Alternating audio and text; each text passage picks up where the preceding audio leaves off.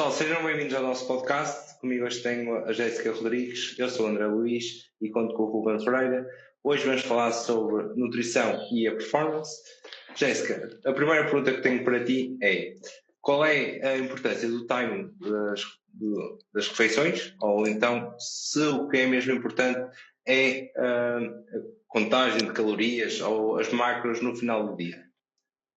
Bom, estava a dizer que por partes, para isto ficar melhor explicado, depende do que é que estamos a falar. É como estava a dizer, se estamos a falar de nutrientes ou macronutrientes, na questão da proteína, por exemplo, o timing se calhar não é tão importante, é mais importante atingir a quantidade de proteína total ao longo do dia e o polifracionamento. Isto parece ter mais interesse. Na questão dos hidratos de carbono, se calhar o timing importa, como eu estava a dizer.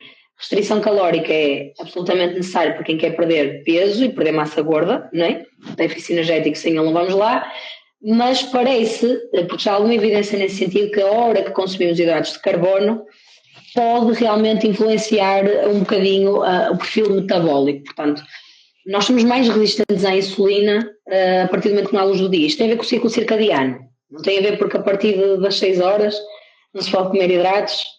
Que eu no outro dia até pus uma publicação a brincar com isso, que a partir das 6 horas não se podem comer pregos e relva e papel higiênico. Mas a verdade é que tem um impacto diferente e gerir uma refeição mais calórica, que tenha mais açúcar, na primeira metade do dia e mais ao final do dia, a glicemia vai subir mais para a mesma refeição, para a mesma pessoa nas mesmas condições. Claro que no final de contas isto é um detalhe. Mas eu gosto sempre de brincar a dizer que os detalhes importam, portanto tem que haver aquele lance. Claro que isto é mais importante para quem tem alguma doença metabólica, uma pré-diabetes, já tem uma resistência à insulina de base, mas efetivamente, quanto mais avançamos se calhar na idade, dependendo também do nível de atividade física, a que horas é que se faz o treino, esta questão dos hidratos de carbono parece ter alguma evidência.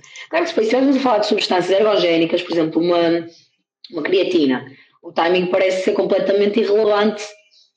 O que importa é tomar, né? Já se chegou a essa conclusão. Pensava-se que podia haver uma vantagem ligeiramente melhor no final do treino, mas a vantagem é tão pequena, tão quase residual, que isso hoje em dia nem se coloca.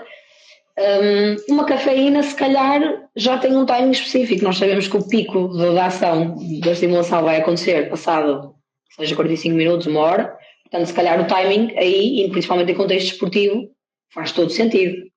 Né? Timing de hidratos de carbono para atletas faz todo sentido. Se calhar antes de uma prova, dependendo da duração, mas antes de uma prova ou uma competição, tem ali um certo tempo antes que já convém às vezes, ou na maior parte das vezes, fazer um carb load. Começar logo ali nas 24, 48 horas anteriores a fazer um aumento de hidratos de carbono. Ou seja, esta questão do timing depende muito da situação, depende do que é que estamos a falar. Mas acho que principalmente para quem tem tem o objetivo de perder peso e tem esta dúvida se faz diferença ingerir mais e menos calorias e depende da hora do dia, já consegui responder um bocadinho, eu acho, nesta questão dos hidratos. É um detalhe, mas parece ter alguma relevância. Mais ainda, já há alguma evidência também sobre a ordem pela qual consumimos alimentos. Dentro do tempo,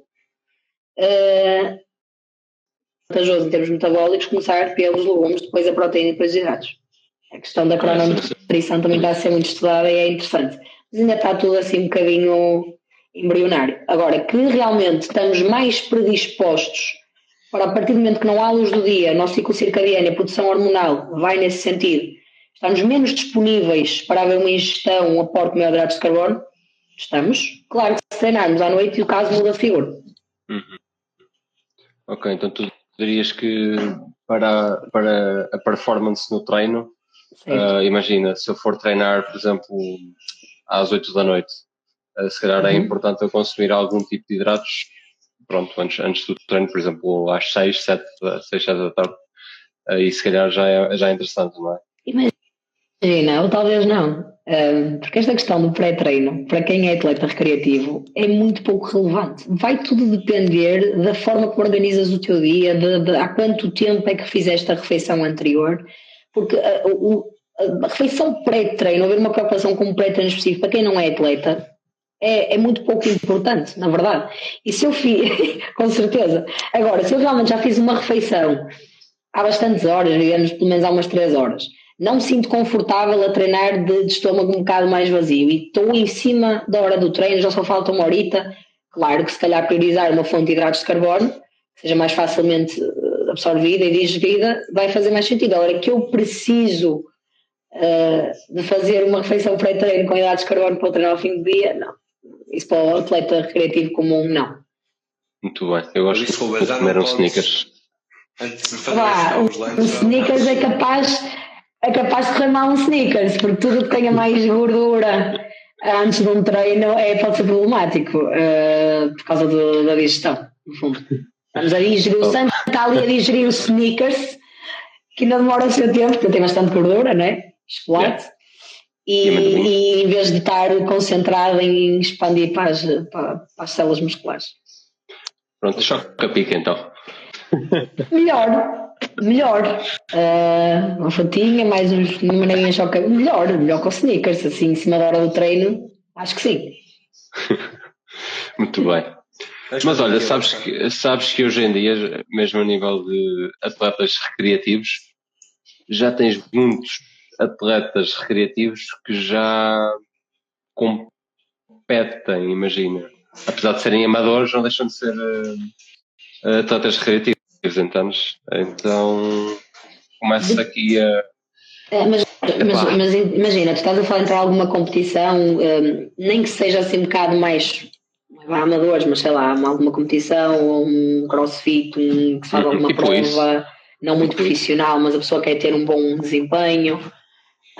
Claro, e já pode ter alguma relevância, mas o que eu estou a tentar dizer é que é muito mais importante, e até para um atleta, há estratégias específicas realmente para o gasto energético que ela a partida vai ter. Agora, se vamos levar isso um bocadinho mais a esse nível, mais de alta competição, que raramente é elevado, vamos ser honestos, mas se foi a ideia for essa, tem muito mais importância, obviamente, o que é feito já nas 24, 48 horas anteriores.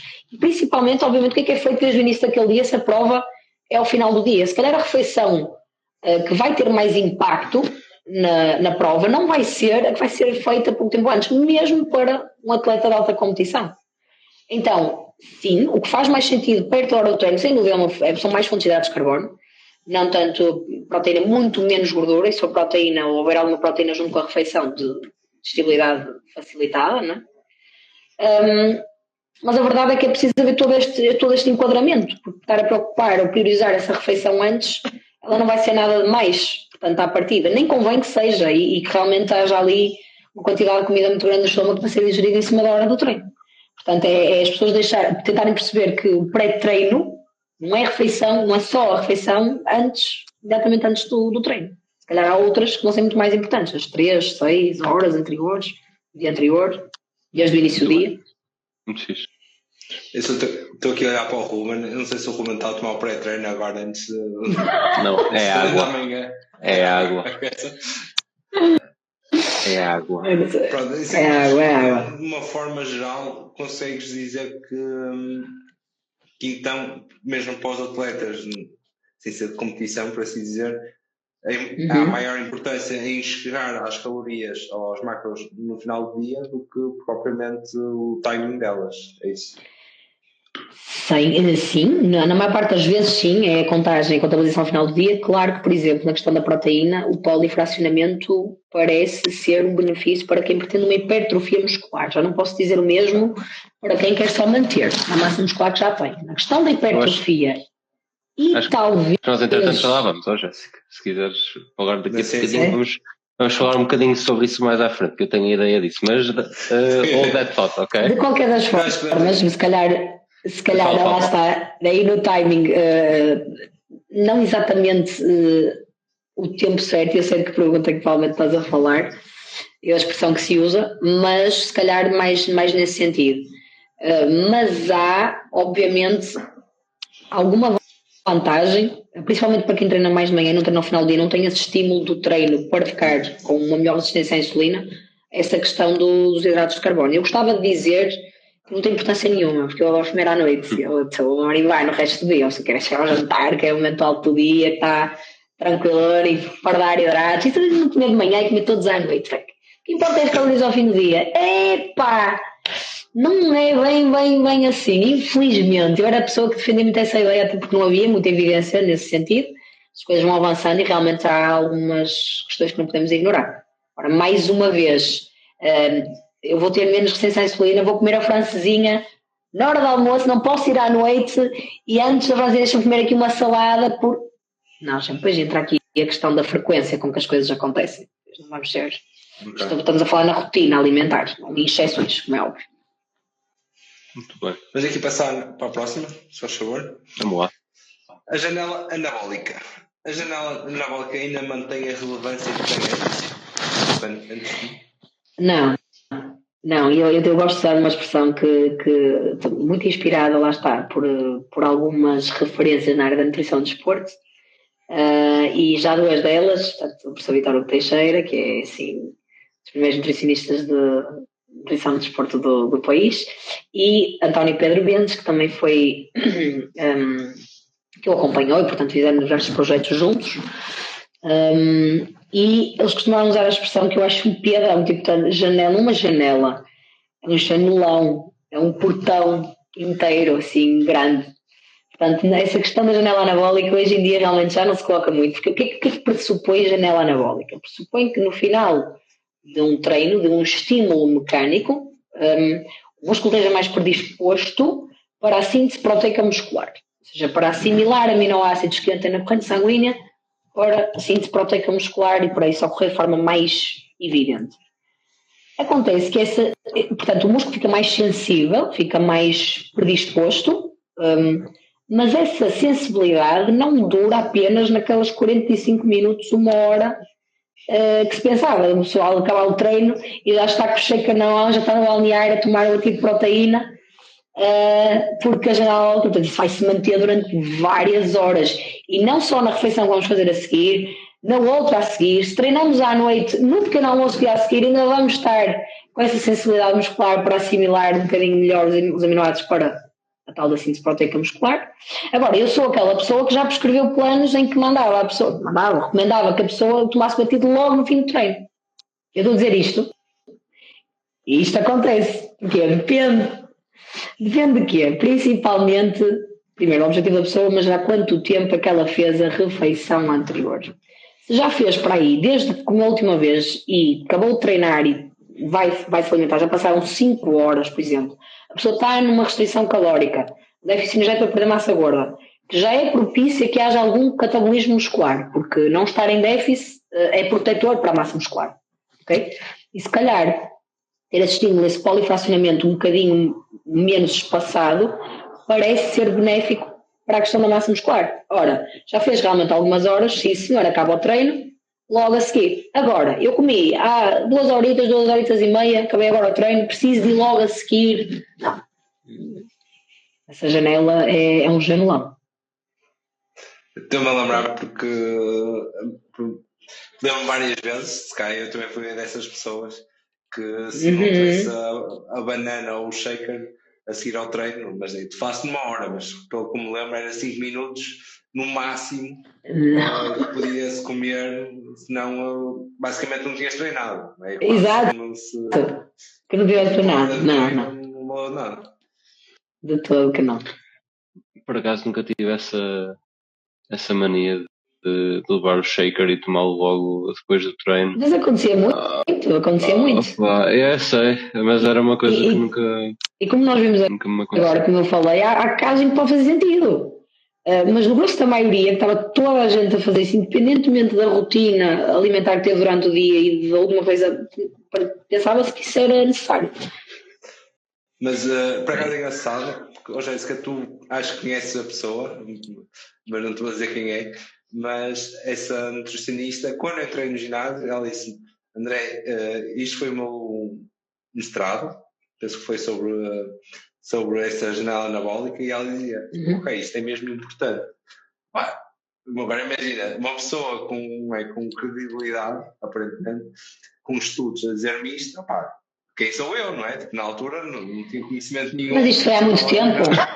André, foi há muito tempo. Já foi, há 8 anos. Olha, muita coisa vai atualizando na nutrição, sabes? Em defesa da profissional, não é que novos estudos venham anular, principalmente um estudo, vem anular o conhecimento que já temos anteriormente. Ele vem adicionar, vem acrescentar, só vem mudar o paradigma totalmente se nós descobrirmos que estava uma metodologia errada em todos os estudos anteriores. Fora isso, isto basicamente vem acrescentar. Agora, claro que há coisas que nós vamos percebendo que se calhar que eram promissoras no início, quando começaram a ser estudadas, quando fomos corrigir algumas variáveis confundidoras, se calhar percebeu-se, ou metodologias mais robustas, com uma amostra diferente, se calhar percebeu-se que o impacto não era assim tão grande. É a mesma coisa do que a informação relativamente ao timing da gestão dos nutrientes, que vocês perguntaram. Há uns anos atrás, isto dava-se muitíssimo pouca importância a este tema. O que importa é o cálculo das calorias ao final, porque efetivamente é um macro. Mas hoje já se dá um bocadinho mais de relevância a essa parte e a esse tema.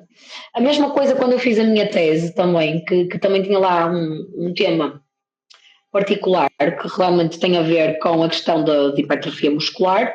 Parece que algumas coisas já não são bem assim. Por exemplo, no tipo de proteína, se a proteína fosse de origem vegetal e eu não quisesse tomar whey, adicionar BCAAs, que são aqueles aminoácidos de cadeia ramificada, que estão presentes em menor quantidade nas proteínas vegetais, para se trazer vantagem extra. Hoje em dia as BCAAs não servem quase para nada em contexto nenhum. E eu era a pessoa que aconselhava essa consulta. Porquê? Porque se percebeu que se nós atingirmos o total de proteína diária, os aminoácidos vão se complementar, mesmo que eles estão mais e menos presentes nos vegetais, nas proteínas de origem vegetal, no caso, e isso vai acabar por não ser um problema, basta nós aumentarmos um bocadinho o aporte proteico. A pessoa que quer proteínas de origem vegetal. Na verdade, a leucina, que é o principal aminoácido que no fundo é limitante para as proteínas vegetais, que está em menor quantidade e é um trigger para a síntese proteica muscular, está presente em menor quantidade por 100 gramas, mas se eu elevar a dose proteica ligeiramente, isso deixa de ser um problema, não tenho que estar a comprar 2 suplementos para conjugar. E isto, na altura, foi a conclusão que eu cheguei na minha tese, uma meta-análise muito bem feita, e ela foi orientada pelo professor Vitor Hugo, que era muitíssimo exigente na validade dos estudos e que corrigimos um monte de coisas N vezes. Portanto, a evidência vai atualizando. Quando não vem anular, mas se calhar vai-se perceber, se calhar isto tem menos importância que o que parecia, se calhar isto tem mais importância que o que parecia, com a atualização da evidência científica, pronto, e tem mais a ver com isso. Se calhar nessa altura parecia ter um bocado mais de impacto na janela andólica. Eu também concluí na minha tese que realmente a creatina tomada logo após o treino de musculação com uma fonte proteica conjugada e com alguma fonte de hidratos de carbono, por causa dos níveis de insulina, parecia ter mais efeito. Só que... Creatina? Verdade. Do pós-treino. E está na minha tese. A questão é que com o avançar da evidência de metodologias mais robustas, percebeu-se que a importância é tão mínima que se calhar não importa dizer que é importante, que é tão... Não é? É nesse sentido. Muito bem. Mas, então, vocês analisaram... Deixa-me perguntar à Jéssica como é que se diz em português o fator de efeito. Vocês analisaram isso? Fator de efeito? Sim, além do p-value, se analisaram o fator de efeito do p-value quando fizeram a análise. Sim. Eu agora estou aqui a ficar confusa com os termos, então, estou leiga no assunto. Pronto, tu concluíste com a tua tese que o consumo de creatina pós-treino... Uma das partes, porque a tese era sobre hipertrofia muscular. Ok. Estratégias de interesse. Como é que... Agora estou... Pronto, porque isso eu nunca tinha ouvido, pronto, lá está. E agora estou curioso com isso. Como é que vocês chegaram a essa conclusão? Lembras-te? Ok. A gente chega a essa conclusão através de meta-análise, ou seja, não é um estudo experimental, é pegar a evidência científica até à data toda que existe, escolher os autores, porque isso... mas fizeste uma meta-análise, foi?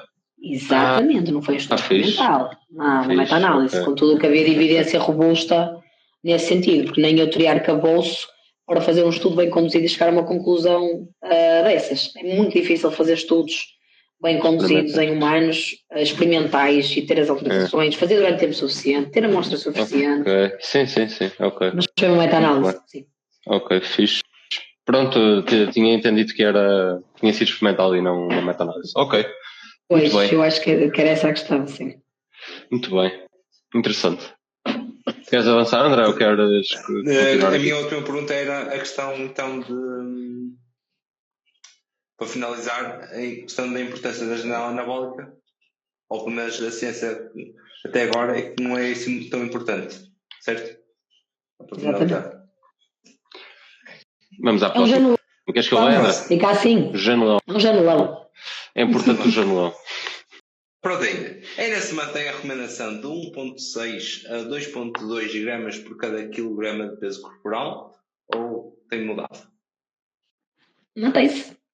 Portanto, nesse sentido não tivemos muita... Olha, e já no tempo da minha tese, já foi feita há 8 aninhos, é daquelas coisas que por acaso mantém-se até hoje. Não parece haver vantagem extra, benefício extra. Agora, nós podemos, de forma... portanto, ser mesmo algo que nós estamos... Um caminho diferente estamos a planear, a distribuição dos macronutrientes. Portanto, há várias formas de chegar ao mesmo objetivo. Eu posso, porque aquela pessoa tem um bocadinho mais de resistência à insulina, querer aplicar um plano de restrição calórica que realmente seja um bocadinho mais low carb. Isto não é válido para toda a gente, nem é válido para a maioria, mas pode haver casos em que é válido. Se calhar eu vou ter que subir um bocadinho mais à proteína para conseguir manipular os hidratos de carbono dessa forma, ok? O que nós estamos a tentar explicar, e não tem mal nenhum nós eventualmente fazermos um plano por causa desse tipo de objetivo e não levarmos demasiada quantidade da gordura, pode fazer sentido eu fazer um plano com 3 gramas de proteína por quilograma de peso, não tem problema nenhum se os meus rins forem saudáveis. Okay? Se tiver uma insuficiência renal, é a conversa outra. Mas aí não tem só a ver com proteína, tem a ver com a proteína, tem a ver com o fósforo, com o potássio, com o sódio, com outros minerais. De qualquer das formas, havendo rins funcionantes, isso não é um problema.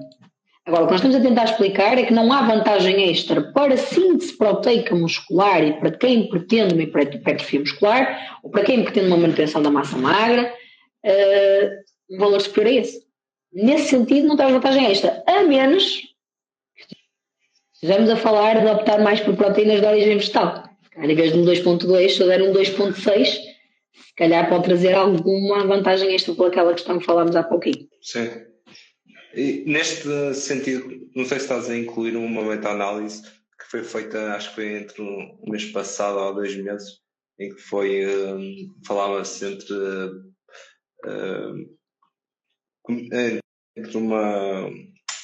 comiam mais do que 3 gramas de potencial. Pelo menos que eu lembro de ter visto num podcast é que eles depois, como estava a dizer o Ruben, o efeito, o p-value era muito baixo, cada vez que subia, por exemplo, os 2.2, o efeito acaba por ser muito menor.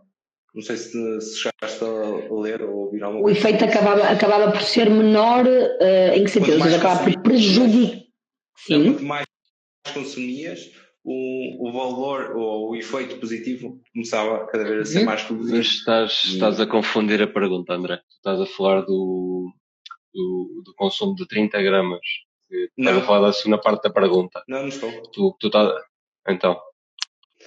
Houve um estudo... Porque a meta-análise que tu estás a falar, a meta-análise que estás a falar é 2020 e... Não. Agora fiquei com... Mas, de qualquer das formas, eu não tinha noção e acho que não a vi, sinceramente. Tenho visto alguns estudos, mas essa não. Mas supostamente teria alguma evidência que traria alguma vantagem extra? Pelo menos que eu tenho ouvido é que havia efeitos positivos acima de 2.2, mas contudo esse benefício acaba por ser bastante reduzido comparado com ok. 2.2. Ok, claro, é essa a questão. Portanto, sabes que o ponto de corte é uma coisa que se calhar não é exatamente ali no ponto a partir do qual já não há efeito nenhum. É o ponto a partir do qual se calhar é tão residual o efeito acima que não há necessidade. Imaginemos que é uma pessoa que gosta mais de fontes de hidratos de carbono. Eu tenho necessidade de pôr no plano a comer mais do que 2.2 e a tirar espaço para hidratos de carbono, que sinceramente é o meu macronutriente preferido. Para pôr mais? Será que é necessário? Acho que é nesse sentido que não. Que realmente até ali parece realmente haver uma vantagem evidente. A partir dali é talvez mais residual. Claro que isto depende muito da idade, gente. Se calhar para pessoas mais velhas, para obterem o mesmo tipo de resultados na hipertrofia, as doses de proteína têm que ser por quilograma de peso ligeiramente superiores. Não se sabe bem, não há ponto de corte, mas pode ser interessante. Portanto, isto aqui é pegar nas guidelines e depois ir ajustando, ir avaliando a pessoa e ir ajustando. Sim. Muito bem.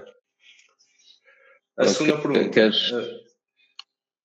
A ideia de que o corpo só consegue absorver 30 gramas de proteína por refeição mudou? Até nem são 30, eram 20. Anda à volta disso, entre 20 e 25, por aí. Não, isto é, vamos pôr isto nestes pontos. O corpo não absorve só até 25, 30. O corpo absorve 50, 60, 100. Absorve a proteína que entrar, se o intestino estiver a funcionar como deve ser.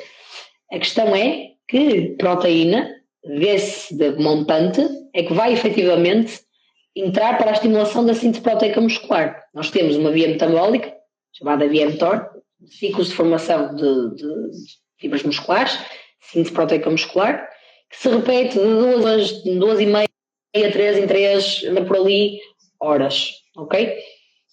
E se nós dermos uma quantidade de proteína suficiente, vamos maximizar nesse ciclo, que se vai repetir então x em x tempo, essa síntese proteica muscular.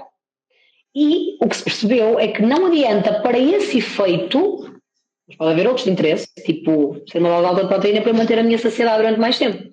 E não necessariamente por precisar daquela toda para maximizar a síntese proteica. E nesse sentido, na maximização da síntese proteica muscular, parece não haver vantagem extra em dar mais do que essa quantidade por ciclo, parece haver mais vantagem nesse polifracionamento ao longo do dia. Precisamente por causa da forma como essa via metabólica funciona. Okay. Para absorvemos tudo. Das duas recomendações, é algo que aplicarias mais do que 30 gramas numa refeição, à vontade? Mesmo para alguém Tranquilamente. Agora, se isso acontece muitas vezes, depende muito do plano. Repara numa coisa, não é? Se estiver a falar de uma pessoa que precisa fazer restrição calórica, mas ela tem um gasto energético diário e metabólico, portanto, tudo junto, seu gasto energético diário, 4.000 calorias, e eu se fizer um plano com 3.000, eu estou a fazer uma restrição calórica. Okay? E em 3.000 calorias, a probabilidade, dependendo da forma como eu distribuir os macronutrientes, de eu ter uma quantidade de proteína maior, porque à partida, estamos a falar de uma pessoa que tem uma ingestão calórica ou vai ter uma ingestão calórica superior do que alguém que tem que fazer um plano de restrição de 1.500. Então, em 1.500, eu já tenho ali um orçamento para gerir. Faz sentido eu estar a gerir e a gastar esse orçamento a meter mais proteína naquela refeição, ter mais do que as 20, 25, 30? Se calhar não. Mas isto depende muito do caso. Vai ser descabido em algum caso, dependendo da pessoa e do objetivo, ver mais do que 30 numa refeição? Não. Isso é que a nutrição é uma coisa altamente complexa, porque sempre depende. Agora, também gosto quando dizem depende de explicarem. Se for assim, assim. Se for assim, sabe. Não é dizer depende e deixar no vácuo, porque isso parece que a pessoa sabe muito, mas se ela não explica porque se calhar não sabe nada. Mas quase sempre é depende. Não é engraçado que esse exemplo das 4.000 calorias, se qualquer pessoa que tenha que consumir 4.000 calorias, se for 20 gramas de proteína por refeição, tem que fazer o quê? 20? Quantas refeições é que ele tem para fazer? Tem que acordar. É um bocado isso, claro que. 3 ou 4 vezes. Exatamente. Imagina, se estamos a falar e a partir de uma pessoa que tem um gasto energético desses e tem mais peso e mais massa muscular, não é? Então, estou-me a lembrar de casos de clientes meus que pesam 90 quilos de quase só massa muscular. O gasto metabólico daquelas pessoas é absurdo. E a verdade é que se eu fizer a tal conversão, ok, vamos dar o máximo por uma questão de saciedade e a pessoa quer restrição, 2.2, ok, 2.2, uma pessoa que pesa 90 e tal quilos, olha quantas gramas de proteína não vai dar. Bastante. Distribuindo isso por 5 refeições no dia, pode dar 40 gramas por refeição até. Bem bom. Só que é bem bom, também acho que sim, mas eu gosto de hidratos. Eu sou nutricionista da proteína, já me intitularam assim. Muito bem. Tristemente. Porque depois as pessoas falham nisso, é só por causa disso, ninguém falha nos hidratos. Eu depois vou encaminhar 2 estudos, Jéssica, um mais antigo e outro de 2023, a falar do que tu falaste agora, porque eu, enquanto treinador, não tenho grande capacidade de interpretação deles, tendo em conta que é mais da tua área, E depois, se quiseres partilhar connosco o que tu achas deles, para a frente, não é agora, como é óbvio. Sem dúvida alguma que será um gosto. Temos aqui um que eu leio já o título e tu consegues perceber pelo título, que é The Anabolic Response to Protein Ingestion During Recovery from Exercise has no upper limit in magnitude and duration in vivo humans. Ou seja, pelo título, basicamente está a dizer que não há limite superior para o aproveitamento proteico no que estavas a falar no que diz respeito ao anabolismo. Mas pronto, eu depois envio-vos tudo, porque lá está, eu não sou nutricionista, não é na minha área de estudo, e depois, se tu quiseres partilhar connosco a tua interpretação dele, claro que sim. Era fixe. Claro que sim. Agora, eu também continuo a achar que ainda não se consegue haver certezas, porque eu acho que vai depender. Claro. Vai depender da fator idade, vai depender do historial de exercício físico, do background, de como é que aquele corpo funciona, ou como é que ele foi estimulado, a quantidade de massa muscular que temos, a parte genética, se eu preciso de mais ou menos estímulo de proteína a entrar para o meu músculo responder mais, também componente genética e epigenética vai ter aqui um papel e, portanto, nós ainda estamos aqui a tentar perceber. De facto, não podemos anular a evidência toda que vem para trás por causa de uma meta-análise. Gente, é preciso cuidar com isto, por mais que seja bem conduzida.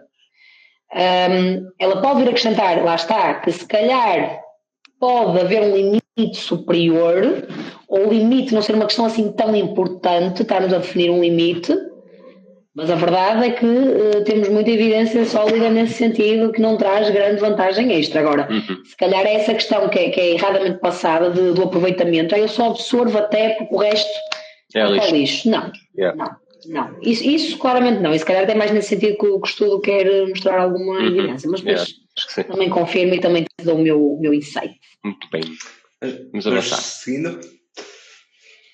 A nutrição para a performance. Quais são os alimentos consumidos antes e durante o treino que podem ser considerados potenciadores de performance? Alimentos. Sim, mais alimentos, macros.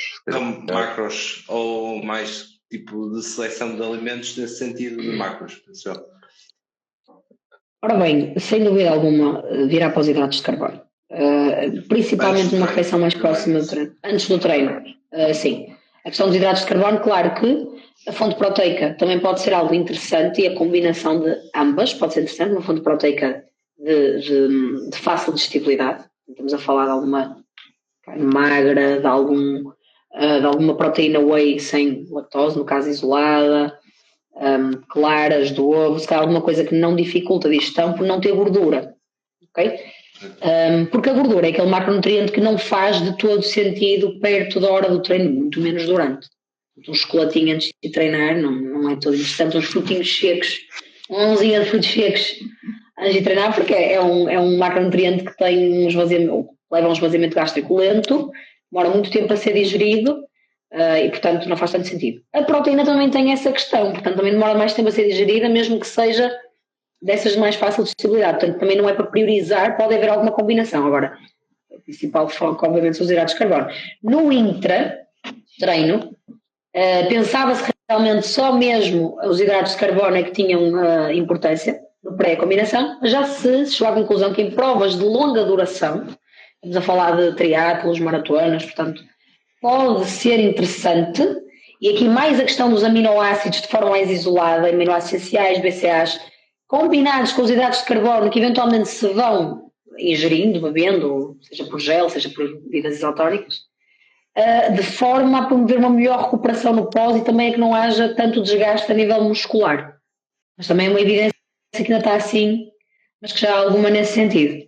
Mas sem dúvida alguma, se formos a falar no principal interesse, há de ser sempre o principal combustível para o nosso organismo funcionar, que é a glicose, e que leva menos tempo a ser digerido, obviamente. Olha, agora, antes de passarmos à segunda parte, imagina que tenho assim uma janela mais longa até ao meu treino. Eu tenho um bocadinho ideia que o consumo de alguma gordura para ter uma digestão pode ser interessante. Isso faz sentido ou não faz? O que é que tu achas? Se houver um espaçamento suficiente em que tu consigas fazer um ciclo digestivo completo e ter tempo suficiente para isso, não vejo qualquer problema. Agora, vai depender muito da tolerância individual, porque imagina, há pessoas que comem um prato de feijoada e vão treinar passado 1h30 e estão impecáveis. Há pessoas que basta um laticíniozito mal colocado e elas já estão a comprometer o treino. E com a gordura também tem muito a ver com isso, a tolerância individual de cada um não parece ser benéfico para ninguém, pelo menos sem 2 horas de espaçamento até a hora de iniciatividade, mas isto é muito dependente da tolerância individual. Portanto, se tu achares que ficas, ok, até ao treino já vou ter feito a refeição anterior 3 horas antes, e realmente, de facto, tenho mais conforto gástrico, e não quero estar a comer imediatamente antes, prefiro alimentar-me só no fim, está tudo certo, tenho mais conforto gástrico, manter-me um bocadinho mais saciado durante mais tempo e tenho ali alguma fontezinha de gordura. Pode ser, mas também uma quantidade gigante nunca faria muito sentido. Também quantidades gigantes de gordura nas refeições no global também não faria muito sentido, perto da hora do treino. E para ninguém, a menos que estejas no excesso calórico, não é? Ué, tu estás à procura da desculpa para comer os sneakers sem culpa. Eu estou a topar, eu estou a perceber qual é a cena já. Mas não. Dizer, mas e se fosse 3 horas antes de sneakers, tinha assim tanto problema? E isso se ele comer 2 ou 3. Olha aí, mas eu também posso. Opá, não posso julgar porque sneakers é uma coisa realmente. É bom. É uma combinação incrível. Não, no caso tem que ser de manhã. Porque quando menos apetece, come sneakers de manhã que estás menos resistente à insulina. Com o sumo de laranja, não é? Com o detox. Com o sumo de laranja natural que tem açúcar perto de 3 laranjas metido naquele copo.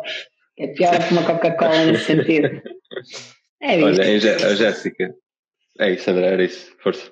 Em termos de recuperação pós-treino, qual é a melhor estratégia alimentar? Ora bem, pós-treino, priorizar a fonte proteica. Dependendo do desgaste que houve no treino, a questão dos hidratos de carbono, portanto vai ser importante a reposição do glicogênio muscular, vai ser importante a proximidade até ao outro treino, a intensidade desse treino, porque se for de alta competição, e se até tivermos provas em dias seguidos, obviamente tem que haver uma preocupação bastante grande com a reposição do glicogênio muscular.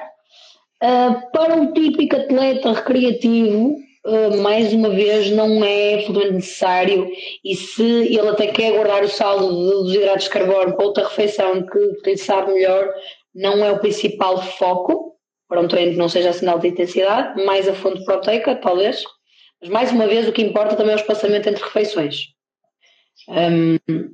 Agora, pode ser interessante juntar uma fonte de hidratos de carbono à fonte proteica no final do treino, porque isso vai fazer com que haja uma elevação maior dos níveis de insulina é uma hormona anabólica, e portanto se calhar pode fazer com que aqueles aminoácidos até sejam mais aproveitados ainda para essa síntese proteica muscular. Pode haver um efeito sinérgico interessante, essa combinação, e a mesma coisa se tomarmos até creatina nesse bolo, a absorção pode ser mais eficiente, ou o impacto dela pode ser mais eficiente, mas sem dúvida que eu diria, para resumir, que hidratos antes, estamos a falar das horas mesmo pré e pós, hidratos antes, proteína depois, em termos grosso modo.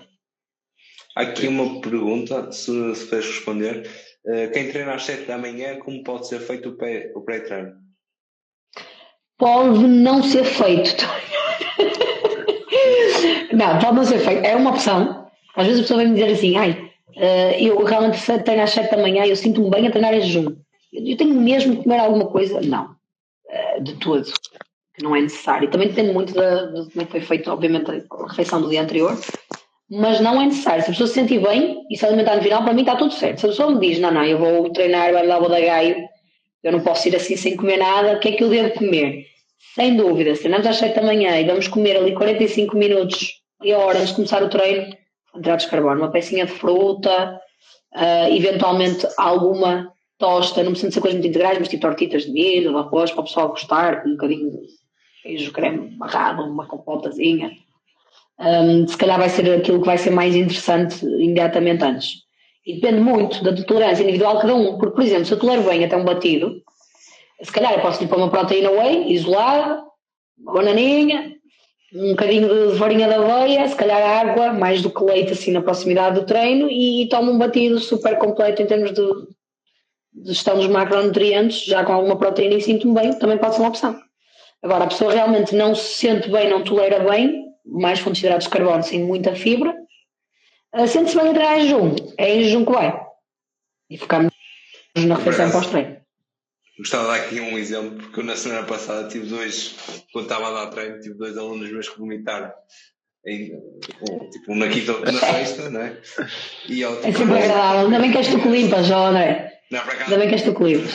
Por acaso não sou. Mas tipo, foi. Mas há quanto tempo é que tu comeste?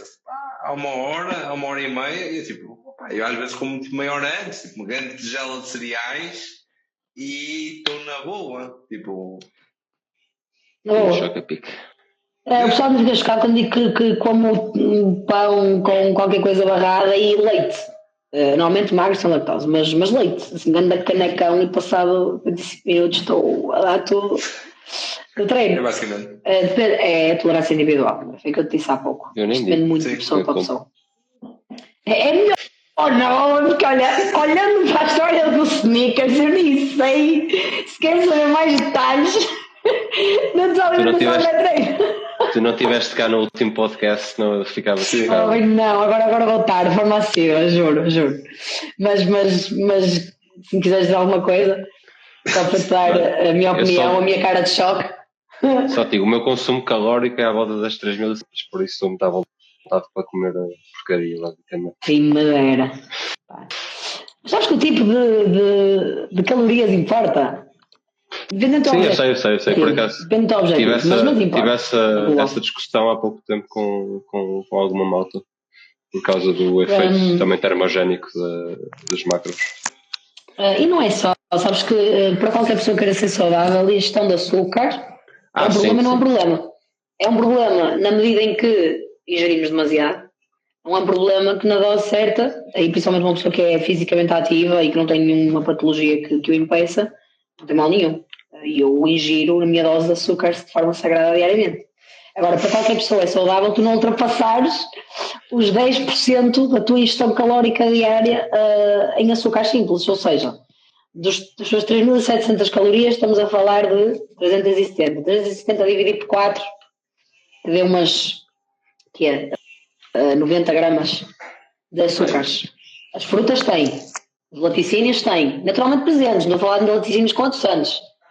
Não estou a falar de laticínios com açúcar, aliás, estou a falar também dos com adoçantes, porque eles estão lá naturalmente, não é? Portanto, já contabilizando isso, há-te uma boa margenzita aí de uns 30 gramitas de açúcar. Bebes uma Coca-Cola, está feito, todo dia.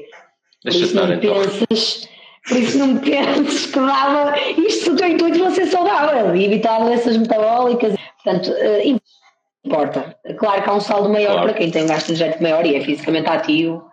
E o impacto do açúcar no final de um treino, por exemplo, pode até ser positivo.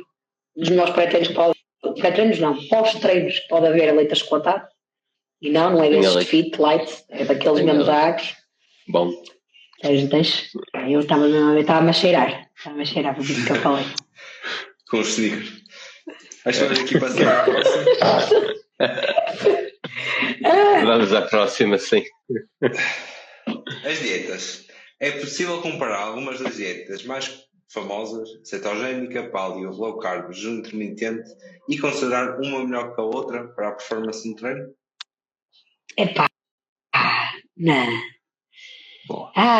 Não, são todas modas. Agora é sim, é o que funcionar para ti, André, mais uma vez depende. Tem alguma coisa contra a dieta cetogénica? Tenho. Primeiro é horrível. Primeiro ponto, as pessoas acham que estão a fazer dieta cetogénica e não estão. Porque uma dieta cetogénica é quase só gordura, ok? Até a proteína a mais, numa dieta cetogénica, vai ser transformada a nível hepático pela gliconeogênese, quem aprendeu fisiologia, em glicose, e vai estragar completamente a cetose. E uma pessoa que está a fazer essa dieta e de repente cai na compulsão e come uma pasta de chocolate, já acabou a cetose. Portanto, não há dieta cetogénica nenhuma. Então, esse nome quase não existe. Tem vantagem para epilétricos.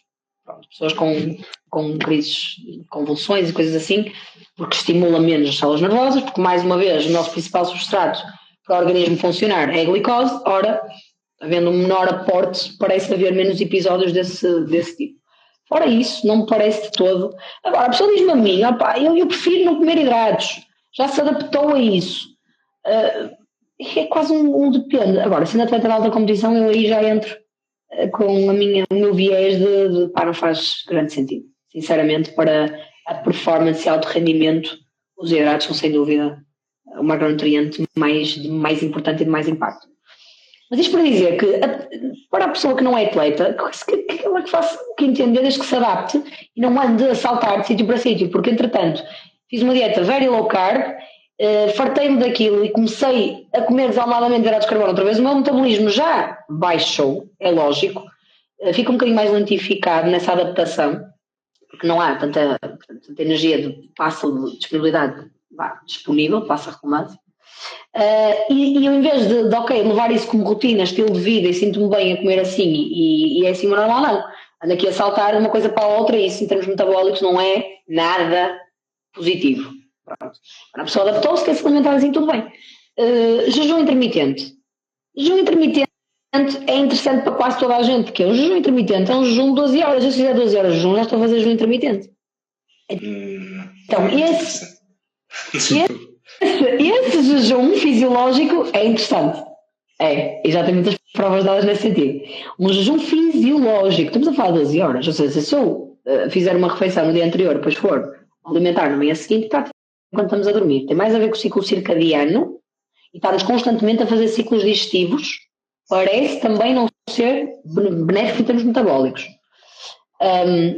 Agora, estamos a falar desse tipo de jejum. Um jejum de 16 horas, ou até mesmo para a questão do emagrecimento, tem mais benefícios jejum intermitente do que uma dieta de restrição calórica no normal contínua? Não.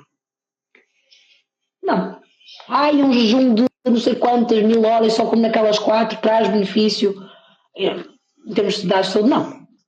Também não. Mas o jejum fisiológico de 12 horas, ficamos com um bocadinho menos resistentes à insulina. Em termos de perfil metabólico, parece haver alguma vantagem em relação a isso. Depende muito, caso para caso. Agora, fizeste-me lembrar de estar a falar do jejum. Acho que foi, não sei se foi esta semana, foi na semana passada que eu acordei, comi as minhas 3 tostas com ovos, uma sumo de laranja e não sei se comi uma peça de fruta, fui dormir logo a seguir, depois acordei e fui tomar o segundo pequeno almoço. Eu acho que isso também não deve ser assim tão bom, não é? Opa, se calhar o teu corpo está a precisar de um descanso. A maquinaria da digestão também tem que tomar um descanso. E se calhar a reparação que acontece durante o sono e não estarmos, se calhar, ali preocupados com esse ciclo digestivo pode fazer algum sentido. E estamos programados para estar a descansar naquelas horas, não para estar a morquir coisas. Ou para pior, que vão os clientes meus que acontecia, porque até de noite às 3 da manhã para ir a saltar frigoríficos, está grave. E isso sim parece-me trazer vantagem nenhuma mesmo. Mas a minha estratégia neste caso foi dormir de lado, porque eu sei que se dormisse para baixo podia aceitar. Então dormi de lado para garantir que a minha digestão continuava. Continuava, exatamente.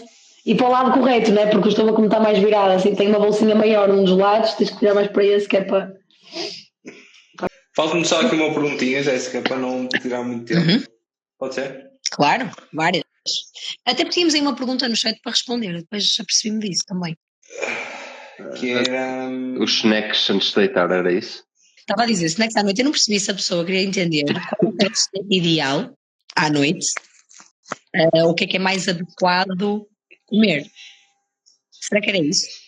Se quiser... Eu acho que se existe algum problema em comer snacks antes de deitar. Acho que provavelmente deve ser isso. Depende do snack, né? Se eu gosto muito de fazer uma ceia, não posso fazer, posso. Nós estamos a falar, se calhar, de uma proteína associada, eventualmente, uma proteína de mais absorção lenta, associada a alguma fruta que se calhar não tem uma carga de hidratos de carbono tão grande, alguma gordura mais saudável, por exemplo. O tipo de snack importa. Agora, se eu me ponho a comer M&M's, então pipocas à noite com açúcar, se calhar estavas bem quieto. Muito bem. Pronto, ele já confirmou que era isso. Boa. Isso. Agora, snackzinhos de açucarzinhos e gordices à noite parece muito interessante. termos de pressão metabólica, não é? Por todos os motivos que já falamos anteriormente. É mau comer esse tipo de alimentos nas diferentes horas do dia, mas à noite, antes de dormir, que às vezes já vai dificultar a digestão, já vai interferir, obviamente, na qualidade do sono, pelo tipo de alimentos que vão ser ingeridos, portanto, é um viciozinho que não é muito benéfico. O João está aqui a dizer para quem treina logo de manhã era no seguimento da questão das 7 da manhã. Por isso, se calhar a ceia dele, se calhar até podia ser mais elevado, se calhar, ou ter uma importância maior, não é? Se ele depois vai treinar logo às 7 da manhã. Sim, pode ser uma estratégia a adotar, ainda assim teria, mesmo que tivéssemos alguma fonte de hidratos de carbono, também não há problema, obviamente seria se calhar um índice glicémico bem mais baixo e bem mais integral e com mais fibra associada e uma boa fonte proteica para que o índice glicémico da refeição seja um bocadinho mais estável, não andamos em excursões glicémicas nessa hora. Mas lá está, tendo de caso por acaso. Se calhar a refeição no jantar já tem que ter a sua importância, já tem que ser bem vista, mais até do que só o snack antes de deitar. Mas o tipo, ainda assim, o tipo e o que se vai comer, ainda que seja para beneficiar o dia na manhã seguinte, tem muito impacto e tem que ser bem visto. Antes de passarmos aqui para a próxima, eu vou só referir no minha ceia que são os meus cereais com leite para depois treinar às 4 da tarde do dia seguinte. Acho também importante. Epá, isto é uma justificação fraquinha. Tu é que queres comer choca-pix, ou não é? Com arroz com frango. Arrozinho com frango, não, brócolos, batata doce e frango. Aqui foi o jantar.